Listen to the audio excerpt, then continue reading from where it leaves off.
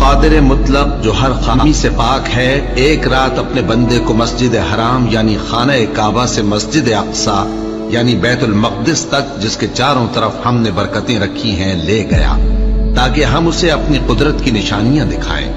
بے شک وہ سننے والا ہے، دیکھنے والا ہے۔ ستارے کی قسم جب غائب ہونے لگے کہ تمہارے رفیق یعنی ہمارے نبی نہ رستہ بھولے ہیں نہ بھٹکے ہیں، اور نہ یہ خواہش نفس سے کچھ بولتے ہیں۔